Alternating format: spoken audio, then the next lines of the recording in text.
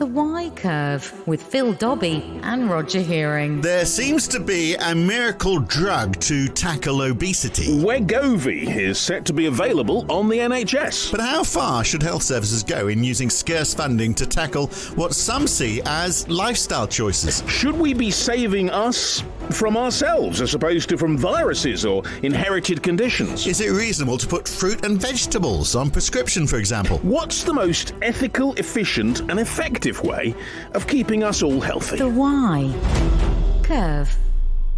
So you know what?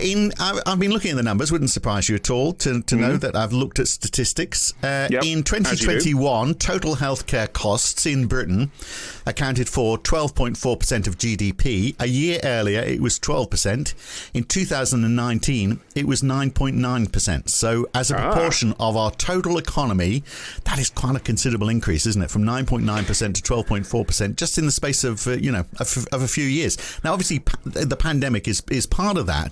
But that's not dying away in any great speed. Well, we're getting older. We're getting older and we're getting fatter and we're getting less healthy. I mean, that's the obvious fact, isn't it? It is, yeah. And we're not looking after ourselves. So then becomes the question, how long do you keep on accepting that you've got these increasing costs without saying, well, there's some stuff we're just not going to do anymore. You're going to have to do it yourself or look after yourself because we just can't afford to keep, making our own spending decisions based on your bad lifestyle choices. Well, now, come on, this is a very judgment-laden term, health lifestyle choice. I mean... You know what I'm doing here, Roger. You know what I'm doing here. I know, and I'm just putting a little flag up here and saying, look, I'm not the slimmest person on the planet, I admit that, and that's because sometimes I choose to eat things which I shouldn't, and perhaps I don't exercise as much as I should. Yeah. But the fact is... Couch to 5K, Roger. That's the answer. Do the couch to forget the app, go for a run. It'll sort your life out. I think the cash to 5K rather than couch to 5K and 5K and cash would be nice. But no, what it comes down to is if people make certain decisions. I mean, it's been true about smoking, of course. This is the other thing. We've for years spent lots of money looking after people who smoke. And when they get ill, what do? Do you just say, no, sorry, your choice, you look after yourself? You can't. Yeah. So the government expenditure was 233 billion last year, with a population of 67.4 million. That's about £3,460 per capita. This is government health costs. We spend more than that on other costs. But go back 10 years, that per capita cost adjusted for inflation has risen 15%. So, if we did nothing, do we just say, well, okay, it's going to rise by another 15% every 10 years? Plus we've got the burden of the extra population increase as well. We are going to hit a ceiling. So the question is, what do we do to compensate for that ceiling? Do we say, well, okay, there's a slice of stuff that we do that could be done through preventative medicine, and who looks after that? Is it your job to do that?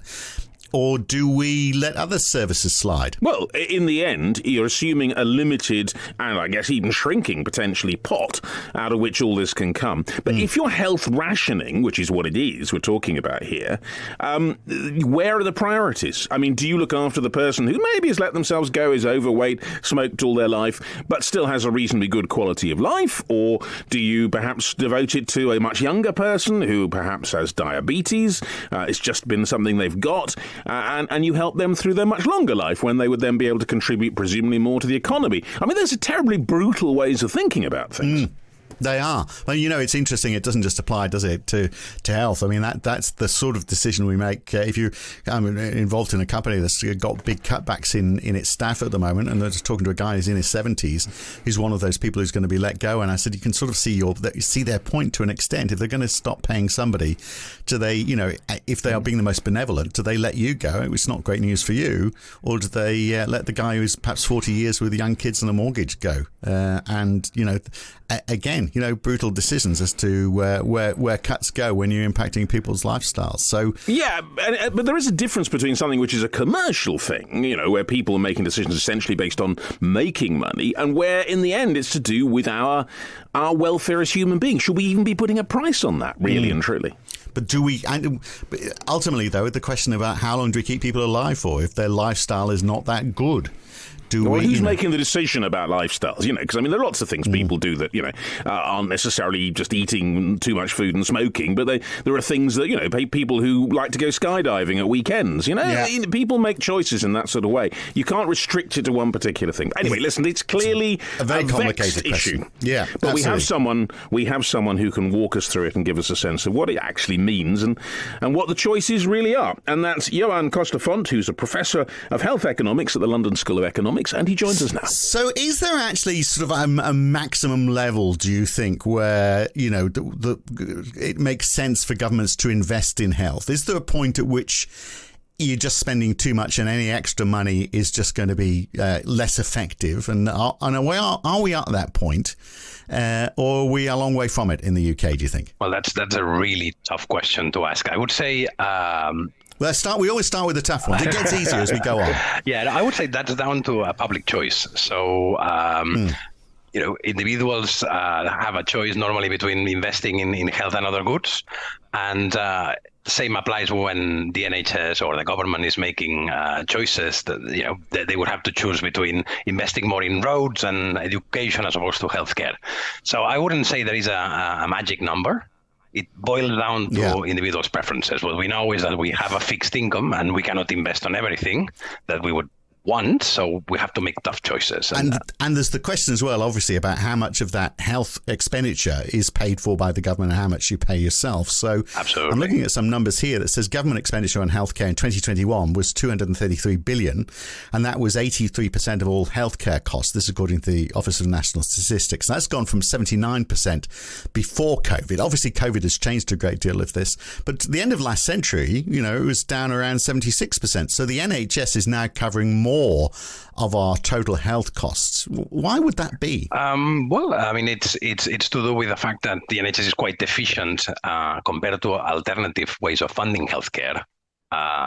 So, for instance, the US spends twice as much as we do in England per capita, and it doesn't actually cover the entire population, right? So, it is again, it's all down to a choice. And spending, it should be remembered, it's not really a measure of efficiency. I mean, like the fact that you are spending very little doesn't mean that you are more efficient, or that you're spending, or the fact that you spend a lot means that you are less efficient, right? So I was going to pick up on that because, as you say, efficiency is kind of what people want, and it's a hard thing to measure, I suppose, whether it's in good life years that people have as a result of the money you spend, that kind of thing. I mean, what's the best way to measure that efficiency? Yeah, because the figure you gave about twice as much being spent in the United States, I mean, they've actually got a lower life expectancy we have in the UK for all that money. Exactly. So health economists tend to talk about cost effectiveness. So we use a measure of health that boils down to compressing quality and quantity of life altogether, which we call a QALY. And we tend to evaluate different healthcare technologies and programs in terms of cost effectiveness, in terms of cost per QALY, right? And that's how NICE, the National Institute of Clinical Excellence in Britain, for instance, make choices. I mean, the point is just break down that QALY for a moment. It's QALY is what you call it. Right. What is one QALY? What does that constitute? It's a 1 year of life adjusted by quality of life.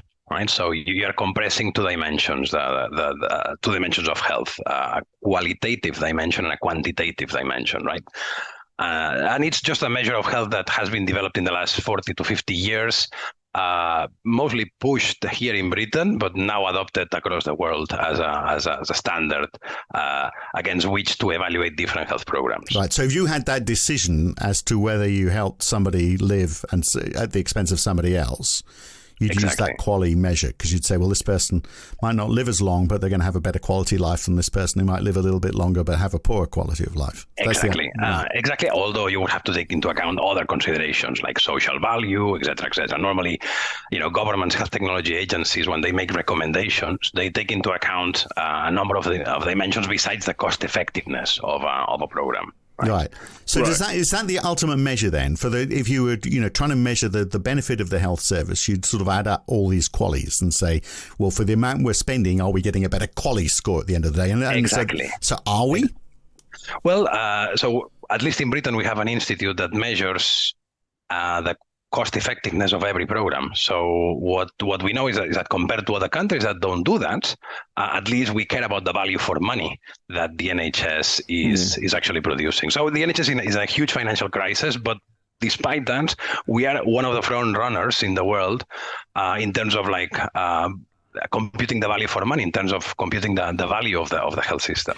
But a lot of this is subjective, though, isn't it? Because, you talk about equality. Well, it's the quality of life. But what does that mean? OK, there's the amount of time. We get that. That's an objective thing. You have, 20 more years of life. But how on earth do you know what the quality of that life is in ideas that we can all share? I mean, some people might say, well, living in a nice care home, well looked after is good. Other people might say, no, that's awful. It's much better to be living at home. So it's very subjective, isn't it? Well, yeah, I mean, there's been more than 40, 50 years of research, again, on quality of life, done mostly by cognitive psychologists. They look at issues like pain, stress, I mean, different dimensions of quality of life. I mean, there's 5 dimensions in some measures or 20 in others. So the idea is that they look at different dimensions of what is a quality of life. And those dimensions are country-specific, so those indexes of quality of life are very much country-specific, and based on that, they compute a quality.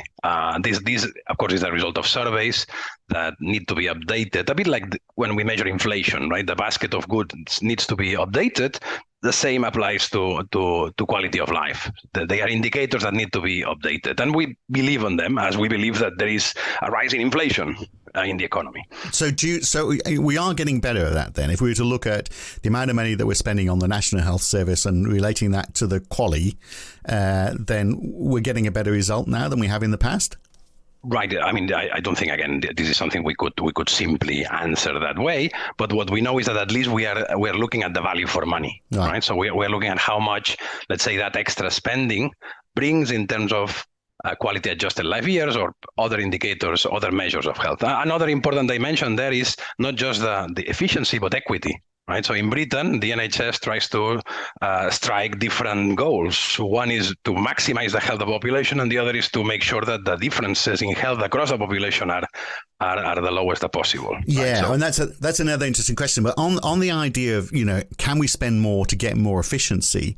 I mean, it looks like there is room for us to spend more if we look on a global scale, even though we sort of think that the NHS is costing us a fortune. It's a breaking point. We really can't spend any more. I'm looking at, again, some numbers based on international dollars. The healthcare expenditure per capita in the UK, these are World Bank data for 2020, 4,670 for the UK. We're similar to France, Canada, Australia, and the Netherlands by this measure, and the average actually of all high-income countries. But compare that to, for example, 5,500 in Germany and 6,400 for Norway. We're well below, and this is based on purchasing parity. So they are spending a great deal more on their healthcare systems than we are. But Exactly. Do they get better outcomes? That's the point. It's very hard. I mean, one could look at the correlation between some measures of outcome and health spending. And actually, when one does that, you'll see that the correlations are very low. I mean, spending more doesn't necessarily bring more health. We know these days, actually we've known for a while, that health is very sensitive to social determinants. So it's much more important, for instance, to make sure that we adjust to healthy lifestyles than to spend more on healthcare if we want to improve the health of the population or to reduce noise, improve the transport system. But also, I mean, you just mentioned the thing in a way that I think is at the centre of this, which is the healthy lifestyle. Because, you talked about, obviously, helping people in certain ways for the quality of life, measuring that thing in QALYs. But what about that element of equity you were talking about in terms of people's choices? Because if someone is very overweight, they smoke and they don't take exercise, is there a sense that putting more care, which is what you'd have to do to keep them at a reasonable level of health, that is A, effective, and B, I suppose, even ethical? Well, that opens, again, a huge debate, a huge ethical debate. No? But I would say our preferences when it comes to healthcare are very much determined by our backgrounds, right? So we know that people from lower socioeconomic backgrounds are more likely to smoke, are more likely to be obese, are more likely to not necessarily to drink. Alcohol is one of the few health behaviors that we see the opposite pattern, that is actually more wealthy people that overuse alcohol. But generally speaking, what we see is a clear socioeconomic driver, right? Preferences are the result of the environment in which we are growing in. And so, for instance, in Britain, obesity is very close to 28% of the population, in England particularly. So that it is something that cannot simply be down to people's choices. Nobody really wants to be obese, right? But they do have a choice to do something about it, though, don't they? And I understand that, it's very easy to say, well, that, as I just said to Roger, get the Couch to 5K app, get out and start running, Roger. It's not so easy for some people to do that for a whole myriad of reasons. No, that's but there true. has to be an element. There has to be an element, doesn't there, of saying in some of this you do have to take responsibility. And look, the reason why we wanted to talk to you actually fundamentally was because of this, all the news about the diet pill that is going to make people lose weight. Well, it's an injection. It's the Wegovy injection, which is now going to be available on the NHS. Yeah, I suppose the question is that a good use of resources? Right. So, I mean, there's different questions here. One is this particular vaccine, I think it is, which it seems to be able to reduce weight by 10%. I mean, obviously, it is a huge problem in Britain. It's a cause of significant share of non-communicable diseases, hospitalizations. So we are going to save some NHS money by investing on something that reduces the weight of the population. And it seems to be that this product has been deemed as cost-effective by the National Institute of Clinical Excellence. And it's actually not a substitute for traditional treatment, so you can still run and take this jab, right? So it's not necessarily a substitute; it's more of a complement. But just going back to the point before about whether it's a choice or not to be obese, I mean, here the point is that individuals, we don't all have the same time constraints. I mean, some of us have are more privileged. We enjoy better incomes, and we can have access to types of health behaviors that others don't. Time constraints are very different across individuals. So inequality, deprivation is correlated with mental health. So individuals that are suffering from mental conditions are more likely to be obese. So I would say we know that socioeconomic conditions affect the system of cognitive rewards. So some individuals, when they have some misfortune in their life, they end up indulging in food as a result, or in alcohol, or in this kind of behaviors, because they provide some neurobiological benefits to them, right? So the social environment, that's the obesogenic environment, the social environment that leads people to be obese, is actually far more important than people's preferences. Just to say that people are obese out of preference, this is I think not very accurate. Yeah, and I wonder also whether, when you go for a run, whether the response you get to that, or, the endorphins that kick in when you do a lot of exercise, whether that's different for some people. So Absolutely. Some people, it's a no-brainer. They keep doing it because the response is so great. And for other people, well, they're not really feeling it so much. It's all just a lot of effort for them. Absolutely. We can move it away from the moral idea of, almost a Victorian idea that, you deserve or you don't deserve help. But, Joan, in the end, if you are helping someone, if you are trying to make someone well, and they are still actively doing the things that are making them unwell, is that a realistic use, purely in economic terms, purely in your qualities, I suppose, of the resources we've got? Right. So I think that if you're helping them and they continue doing the same, it means that you're not very effective at helping them, right? So that means that you need to reconsider the ways of helping them. One type of policies that now are being put forward are policies that use behavioral economics, that use reminders. And we know that, for instance, we tend to have short memories, that when we are prescribed a pill, we tend to forget it after a while. Exercise the first 2 days after making a commitment, we do keep up with that commitment, but a week into it, then we end up forgetting. So we need actually to make better policies for real people that make all sorts of mistakes. So what we cannot assume is the so let's say mainstream sort of recommendations from the past, where we assume that people are rational, right? So that they respond immediately to any tax incentive or any change in prices. We live in context where actually acting rationally is very difficult. So it's what you call the nudge, that they used to call nudging, isn't it? Exactly. Putting things in a way that make it easy for people to do the right thing. Precisely. And there's different ways of doing that. We could nudge, for instance, influencers. So these days, the nudge agenda has evolved to the point that there's different ways to make sure that individuals actually stay committed to their promises. Most people don't want to be obese. If you're obese, often is the consequence of bad choices or poor choices that are the result of environments that people have not chosen in the first place. But money's a factor in all of this as well. So if you believe that you've got access to free healthcare, is it a case that you might not look after yourself quite so much if you know, well, I can always rely on the NHS. So, and therefore, if I'm putting on a bit of extra weight, I enjoy a good meal, I'll just have a few more of those because I get this wonder weight loss injection from the NHS. So if you make stuff free and the service is always there and you're not paying for any element of it, so there's no investment in your part, no financial investment in your part, isn't there a danger that you are just going to keep on pushing on that NHS resource and it's just going to become a bigger percentage year by year on the total GDP for the country? Yeah, this is an idea that sounds rational when expressed this way, but actually we don't find any evidence of this. We've looked at insurance expansions across the world, and the effect of insurance expansions on obesity is not significant. So people don't necessarily want to be obese. It is a disaster for them to being obese because it doesn't feel good.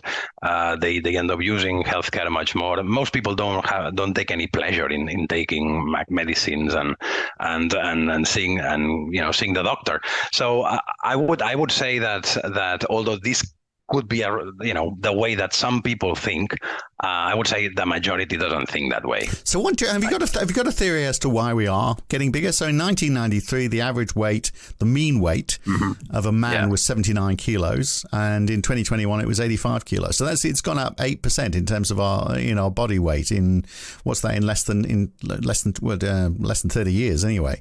So that seems quite extreme, doesn't it? I agree, and that's part of my research. I have a theory myself, which is to do with.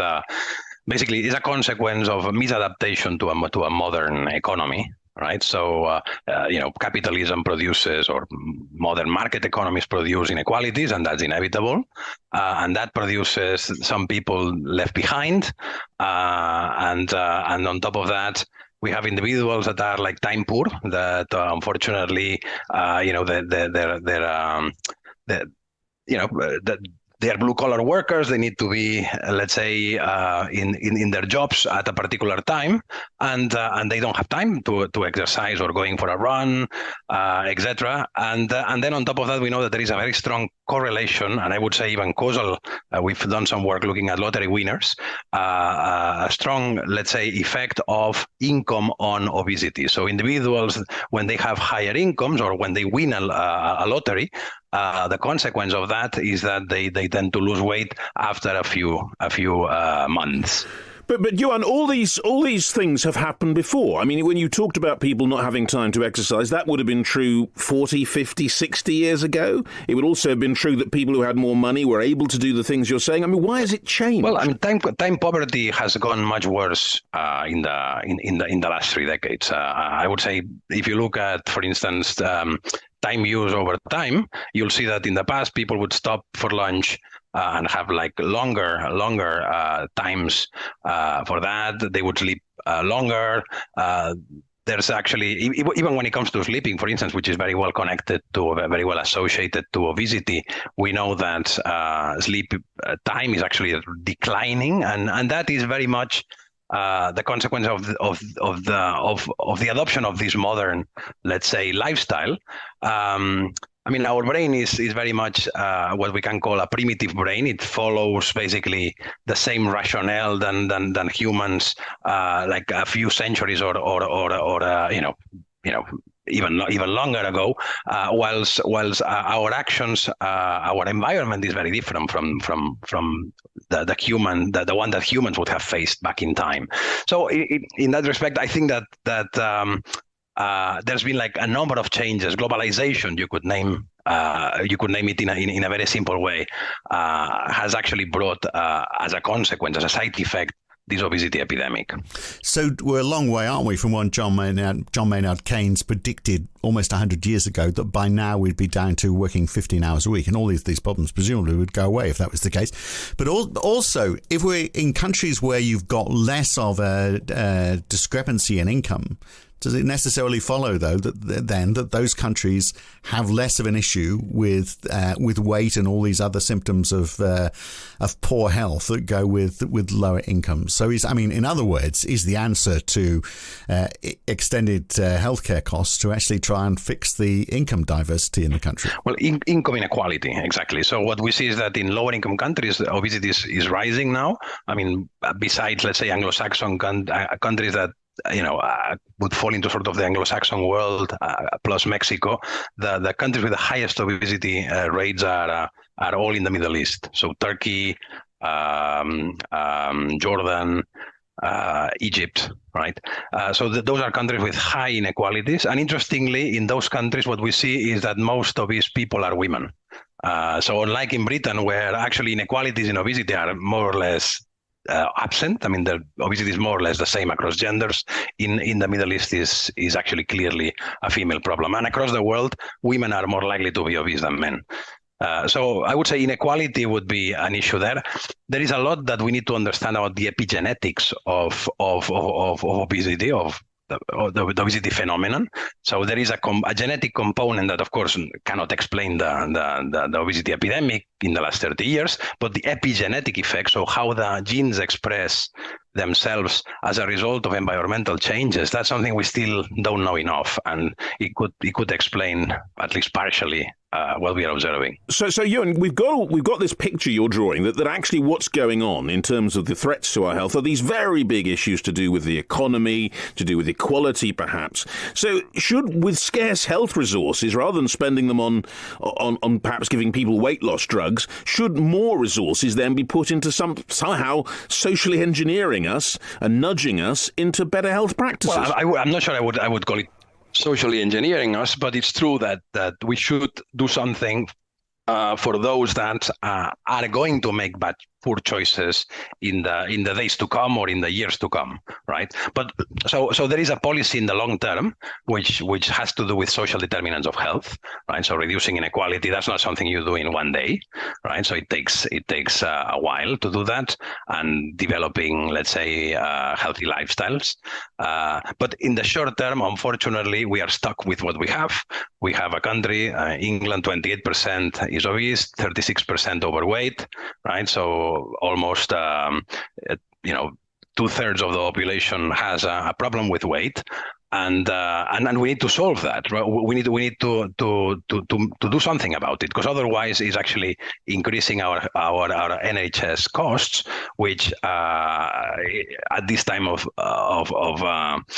the country is quite it's quite a problem, because we are facing a funding crisis, right? So I would say, we should if I was to sort of make a policy recommendation, I would suggest combining long-term policies which are to do with social determinants and short-term policies that have a lot to do with changing the choice architecture, than this nudge agenda that you are discussing, as well as using the taxes, of course. I mean, if we want people, for instance, to walk and not to drive, why don't we increase the road tax? Right. So because these days people are using, it's true that they are using less the car, but still transport is, mechanical transport is very, very important in most parts of the country. Sadly, the answer to that question is because it's political suicide, it seems, doesn't it? To increase the cost of driving. Yes. So look, we've got the case in, I think this is happening in various places, but Lambeth is an example where the local council, the local authorities are basically offering vouchers for people on low income for basically fruit and veg. It's almost like fruit and veg on prescription. So is that the sort of, at that local scale, is that a step in the right direction, or is it sort of like a stopgap measure that it's going to be hard to change behaviours? I mean, how much of that behaviour of, and I'm probably making dangerous ground here by casting allegations, but, eating lots of chips, whether it's, potato chips or packets of crisps. I mean, I think you have a strange view of the world, Phil. I'm not sure it works quite like that. Maybe not. But I guess the question is: are people eating less fruit and veg because they can't afford it, or is it because it's their upbringing and it's been passed down from generation to generation? That's an interesting question. I would say it's a bit of both. We know that when it comes to diet, preferences are formed intergenerationally. So the role, in fact, many studies looking at child obesity, what they find is that parental transmission is actually one of the reasons why children are obese. So the cultural environment, role models, reference points, those are very important. So I would say interventions to cut down, for instance, on child obesity require having parents involved as well in those interventions. So when you are providing a voucher, you might actually, on the margin, encourage people to consume more fruits and veggies. Maybe if you're lucky, if that voucher is conditional only on individuals consuming foods and vegetables, but still, I doubt it would fix the problem. Income transfers would just alleviate constraints.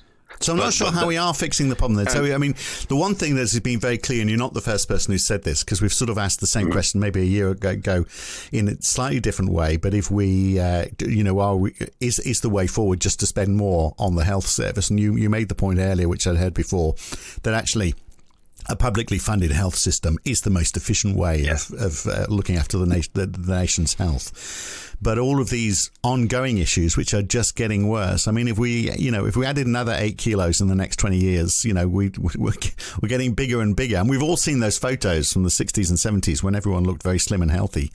And then you compare it with, how we all look today. Well, I mean, if that just gets worse and worse, then the situation, the costs all just escalates to a point where it is going to reach a breaking point, isn't it? And because we don't have the massive numbers of resources to do these kind of things. There are lots of things that would be nice to do. It would be nice to change society. It would be nice to change the way that parents hand down ideas of how to eat. These are all nice to haves. But Joan, as a health economist, what is it we can do with the resources we have that would actually make a difference? I mean, I would say obesity in the end is just an expression of a misadaptation to globalization, as I said before. And when I say misadaptation, I mean lack of adaptation to the challenges that globalization brings. Globalization brings inequality, for instance, right, or poverty, right? So what we could do is try to work on alleviating the other causes of the obesity epidemic, which have to do with poverty, inequality, and on a long-term basis. And in the short term, all we can do really is just help individuals making the right choice. And of course, we cannot force people. We're a liberal democracy, so we cannot just force people to go for the healthy option, right? But we could make it as easy as possible and as costly, and we can make the unhealthy options as costly as possible, right? So we could use taxes, and we could use regulation, so that the social environment is as least obesogenic as possible. Right, so like a sugar tax, the idea of the sugar tax, for example. Sugar tax, although sugar taxes don't seem to do much. And they're hugely unpopular. I mean, there's a big pushback about it. Yeah, exactly. Yeah, so one would have to be a bit more creative there. I mean, I have some ideas of my own, but I would say here is one of those areas where interventions should happen at in different fronts. So we should encourage people to exercise both actively and passively. So people to walk rather than taking the tube. Perhaps we should reduce the number of tube stops in London. Et cetera, et cetera. That's So really, I can see that going down so well at the polls, can't you? Absolutely. But the question is, is the country aware that actually not making those interventions is going to increase obesity and then, as a result, increase health spending and therefore their taxes? So most people, because those effects happen in the long term, tend to be short-sighted. They tend to be present bias, and they don't really take on board those knock-on effects. So perhaps we should do a better role. Politicians should do a better job at informing people of the consequences of the default. I mean, most human beings, we don't like change. Tax does seem like a sensible way, though, doesn't it? So I've got this, my wristwatch is a little bit annoying. If I haven't done 10,000 steps, it goes a bit crazy and starts vibrating until I do. Mm-hmm. And that idea that we all do, that number of steps every day would be a good, well, if you're able to, would be a good aim. Well, most people can't afford a watch like you've got. That's the problem. No, but that's what, okay. But I mean, the point is that if the aim is that you all are doing that sort of amount of exercise, which might be walking to a tube station. It might actually be saying, well, look, we've got to get more people onto public transport because you've still got to walk to the bus stop, or you've still got to walk down to the tube, and so that's better than the walk to your car, which is nothing at all, obviously. Exactly, and most people don't know that that's what they need to do. I mean, or they are not reminded at that time, because most people we have information from the media, but that doesn't mean that information changes our behavior.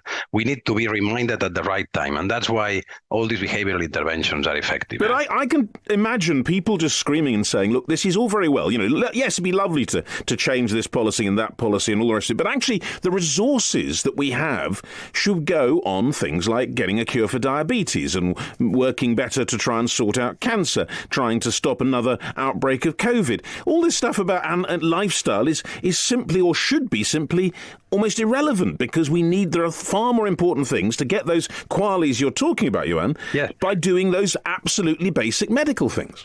It's the classical trade-off between between prevention and cure, right? So you can either prevent some event to happen or cure the consequence of that event when something happens. Of course, there is an industry there that is interested in us being sick. And in fact, the healthcare system often is called an illness system, because there are some vested interests that make money out of us being sick and needing medicines. They make money out of us eating too much or drinking alcohol. So I would say that there are different lobbies there that are not particularly interested on us doing very well.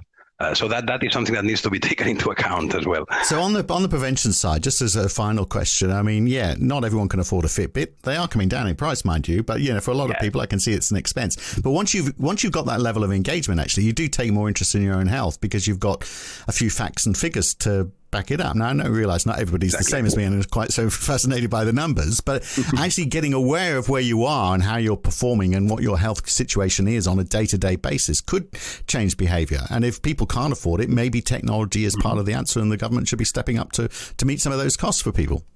I would agree with that. I think that technology is part of the answer. It can reduce the costs of care within the health system. And the digitalization of the health system is one of the challenges that now the NHS is going through. But I think that it boils down as well. It is going to change the way we prevent certain conditions.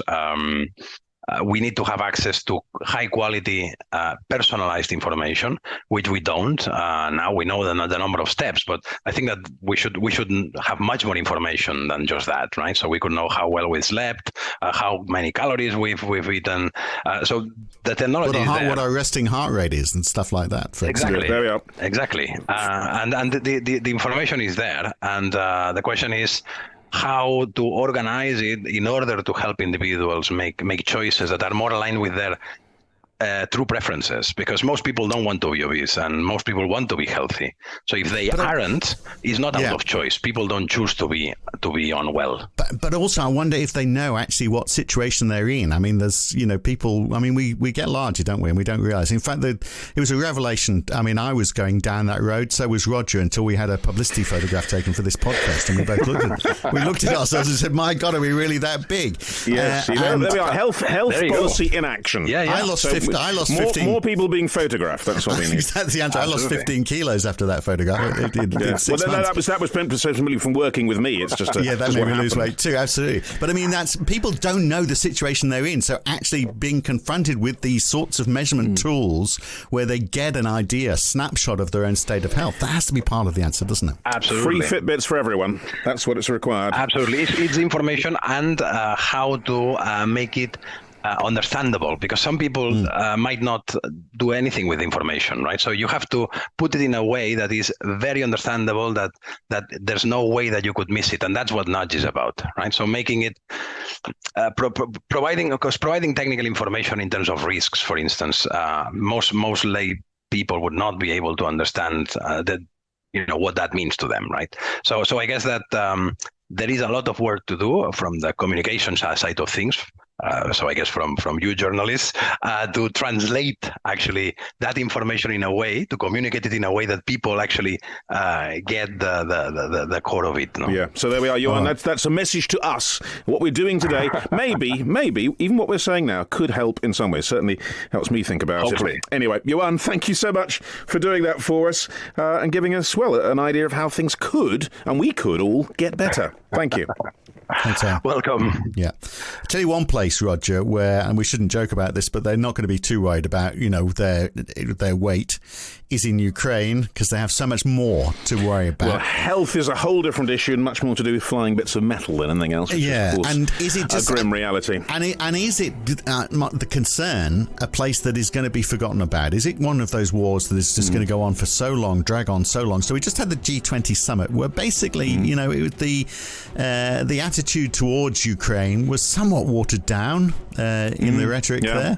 They had to. I mean, even the Russians are quite pleased, they said, about the statement that came out, which kind of gives you the impression it wasn't quite what it should have been. Yeah. And then are we going to find, for example, if China starts doing more and more with Russia? I mean, it's already doing quite a bit, and then North Korea jumps in on the on it all as well. Weapons. Yeah. Do we start to say, this is all getting too complicated now? We want to be able to trade with China. We can't, drop everything at the expense of one country. Do we start to shift our attitude for our own personal end? And in purely tactical and strategic terms, we're at a point where very soon the rain's going to start falling in Ukraine, then the snow, and it's simply going to be impossible to carry on the offensive, to carry on what the Ukrainian forces have been trying to do for months now with all this weaponry they've got from the West, from us, from the Americans and the Germans. Then it goes into a sort of stasis. They stop doing it. And at that point, do we, as you say, begin to, get war fatigue? I mean, it's a ridiculous thing to say considering what the poor Ukrainians are going through, but that is a definite possibility and one which we really want to explore. How far has the offensive got? What happens next? Will there be a new launch of this in the early spring? Will that be soon enough for the Western backers? All these questions very much are we losing our patience, and will we have will it become in various countries around the world, like in the United States, for example? I mean, imagine, is it going to be an issue in the build-up to the next election in the US? Feels like it might be. Certainly the potential Trump second administration, heaven help us, might well take a very different attitude. Yeah. So a lot to talk about, a lot to think about, and that's what we will be talking and thinking about when we come back next week on The Why Curve. We'll see you next week. Thanks for listening. Bye. The Why Curve.